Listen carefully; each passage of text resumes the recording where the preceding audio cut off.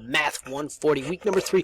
Busy week on the homework front, so I got 3 videos coming at you. Here's the second episode about creating a two-way table. In our last edition, I quote-unquote picked on Sarah's data about the hockey teams, and I said, hey, here's the different relationships between the data. Think of a question. And so you were able to identify C to C. So if we looked at this categorical and this categorical data, can you relate the two? We came up with something along the lines of, if the team's winning, are they more likely to play a certain team? And it's a sufficient question, but my guess is you guys are bright and you're able to look at this. A certain team? Like, what do you mean a certain team? Like, what kind of team? If there's sort of a vagueness in that language, if you picked up on that, you're onto something. We're going to try and refine that today. And in doing so, I'll use the second part of the homework to get us there. The two-way table, that's the main idea. What is a two-way table, and how do we do that to, like I said, get rid of that vague language? What do you mean a certain team? What's a certain team mean? What is a two-way table? If you have checked out Acrobatic, hint, hint, hint, please get on that. Page 18, they give you an example of this, and I think 17 through 19 is the section where it's on two-way table. So I picked one off of Acrobatic, and you'll see what's going on in here. There, on the edges of this table, there are the categorical variables, and then they've been grouped. Here, grouping male and female. Here, they're grouped as about right, over, underweight. So that is a critical first step, grouping the variables.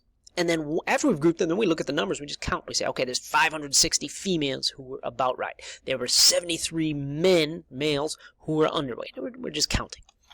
Okay, that can be a tedious process because there's a lot of people to count, but the critical first step is to group them into these categories.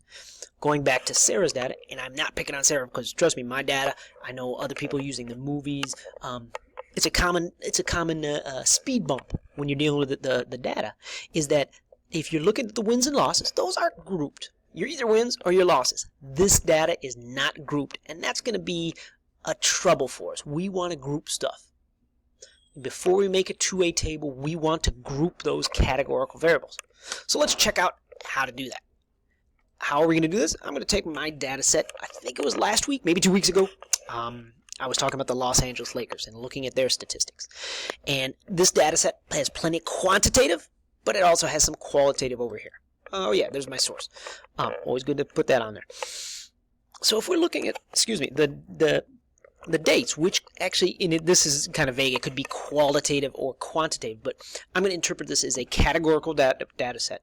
How do we make sense of that? How can we group it? And what I'm going to do is I'm going to say, well, what if you think about it by day of the week? Monday, Tuesday, Wednesday, so forth. That is a grouping. Someone else says, well, why don't you do it month? November, December, January, February. I absolutely could. There's more than one option. I chose for day of the week. Here's another categorical variable. Once again, this is not grouped. This would be hard to put in a table. So how do I group it? Well, if you're a big NBA fan like me, you look at all these teams and say, well, they're not all equal. Some teams like the Orlando Magic, not so great. Some teams like, Toronto, good team, having a good season. So you can group that as, yes, they're a playoff team, a high caliber team, or no, they're not. I am taking all these names and I'm grouping them. You say, well, what about this? I could say they're in the Western Conference or the Eastern Conference. Absolutely. This is a great way to group them. Grouping the data, it's critical. If you did not in your original data set, that's an expectation for week number 3. I need to see that data grouped.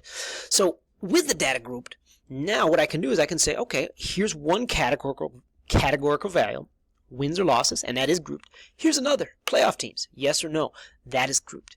When they're grouped, we can look at that question. It'll be a little more precise now. If I'm playing a playoff team, did they win or lose? And you see that a playoff team, that's a lot more specific than originally, what did we say, if you're playing a certain team.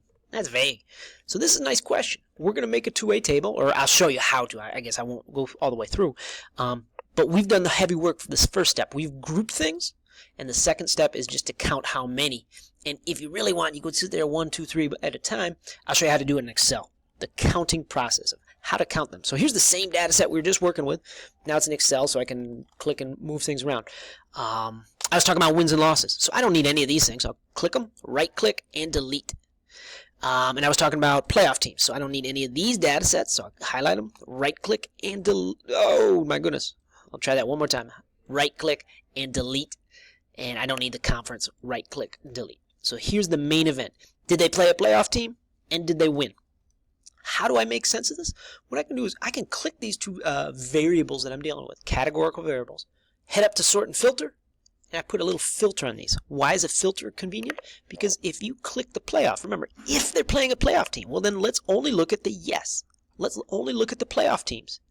And now I click on the wins and losses, and I can sort that, and it's very easy to tell me. If I'm playing a playoff team, I have, highlighted all, down at the bottom, a little hard to see in mine, I have 11 losses and 4 wins.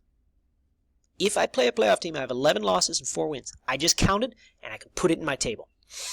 And I know I'm not doing it on the screen right here, but once again, I'll leave that exercise for you. Let's flip it around. If I play a non-playoff team, and I'll sort it again, sort A to Z. If I did not play a playoff team, I have 12 losses and 3 little wins. So your conclusion could be the Lakers stink. All right, it's true. I'm waiting for the revival. But the other conclusion is it looks like it doesn't matter if they're playing a playoff team or not. They don't win too much. But that, you see what I'm saying? I'm just doing words. You're going to count these. You're going to count those and put those numbers in the table, and that's more concrete data to back up your argument. That's how to tackle a two-way problem, a two-way table rather. Third video is coming up on the last part of the homework. Questions about this? Shoot an email.